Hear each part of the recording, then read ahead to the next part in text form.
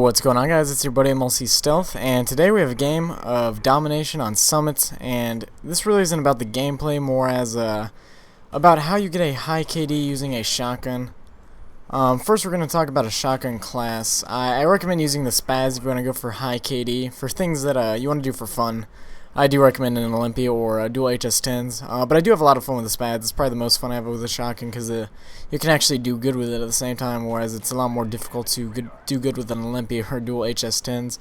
But I recommend a good class setup being lightweight, steady aim, and marathon. All pro would be best, especially steady aim pro. That is the perk I recommend most, because you can bring your gun up pretty much instantly in about half the time as you can normally, so you can go from sprinting to shooting very, very quickly.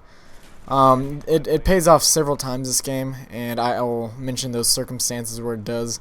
So that's my recommendation for a class setup. You can maybe even switch lightweight for flak jacket if you feel like you want to capture a lot of flags, but I feel like I can capture flags fine with lightweight. I seem not to get too grenaded too often, especially on summits. If I'm on a map like Firing Range or Nuketown, grenades are very prevalent. But that's what I recommend for a class setup, and I definitely go with the silencer for the Spaz, just because silencers do not take away from the range of the Spaz. And right here I got all confused and couldn't turn fast enough and got shot in the back. And I also recommend using a jammer and low kill streaks.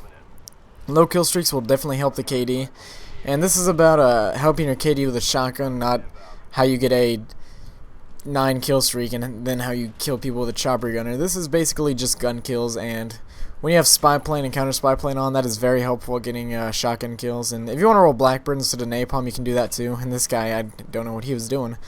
But if you want to go Blackbird instead of napalm, that's good too, because knowing exactly where people are great.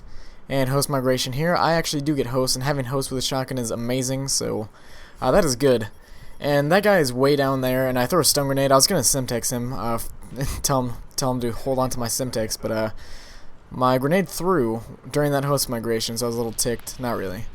But do not engage people in long gunfights. That is another big thing that I recommend not doing.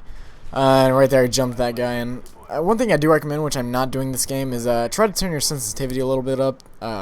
When you're having long range gunfights with the M16 on array, it's probably a good idea to have a lower sensitivity. But when you're using a shotgun, a higher sensitivity is probably best, so you can turn around, and if somebody's shooting you in the back, you can instantly turn around and start shooting them back. That's what I recommend. I haven't started doing that yet, but that's just something that popped in my head, like, hey, that might be a good idea since I've died twice already because I can't turn fast enough. And right here, I'm, again, just not trying to engage them. I'm waiting for them behind this pole. When he gets in range, I pop out and shoot him.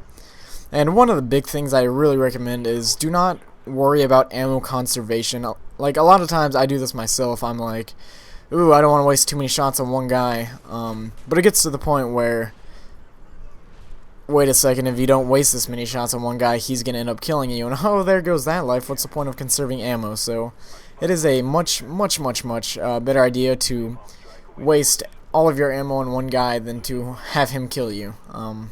That's a little just tip for that. Don't. If you use a shotgun enough, you can definitely kind of judge when you're gonna get a one-hit kill or maybe a two-hit kill. But I'd recommend just when you're beginning, just shoot them until they're dead. Don't shoot them until you think they're gonna die. Once you see their body not moving anymore, that's a good time to stop shooting. And I'm also using dual pythons as secondaries because they're very helpful, especially since I'm not using a sleight of hand class and a steady aim class. The dual pythons pack a lot of firepower, and they are very easy to reload. A lot of times I'm not gonna have time to reload this whole 8 shotgun shell Spaz, and I'll just pull out the dual pythons, kill somebody, reload, kill somebody, reload. If you don't have enough time to reload the Spaz, the dual pythons are amazing. Yeah, so that's another thing I recommend.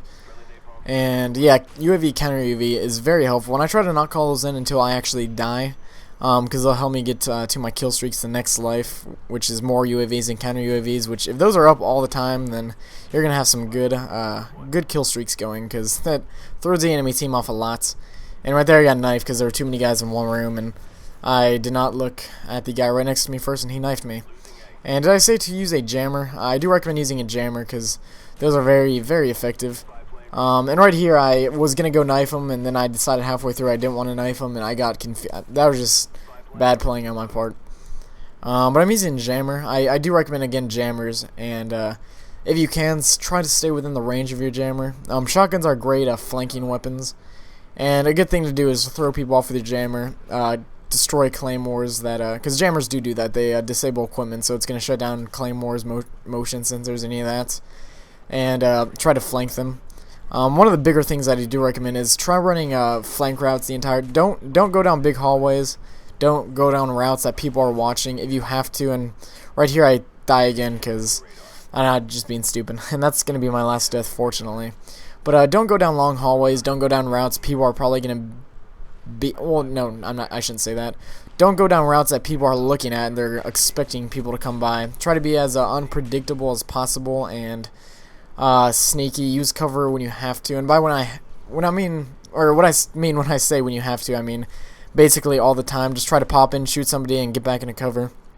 I'm running around out in the open is never the best idea. It's a much better idea to do Sandy Ravage-esque gameplay, and he uses cover a lot, and I actually thought that guy was going to die right there, but he didn't, so I had to shoot him an extra time. And as you can see here, the spawn switch, because my green teammate spawned behind me, the guy I looked at right there. That's how I know the spawn switch and to go the other way. So, tips in getting high KD with a shotgun. I really recommend just using this class setup that I have here, but probably just throwing a silencer on the spaz instead. And right here, Steady Aim Pro saves me. I was sprinting, and then I instantly shot right there. Very effective. But yeah, that's pretty much going to be it, guys. Stay within close quarters at all times. Don't run down past where people are going to be, especially if they're aimed down sight with their assault rifles. Throw stun grenades, throw Simtex, or run the other direction. Don't engage them head on. That's going to be it, guys. If you enjoyed the gameplay, please like and favor the video. Do what you want with it. It really helps me out a lot, and I really appreciate when you guys do such thing. If you want to see more shotgun gameplays on Summit, I have a lot of those.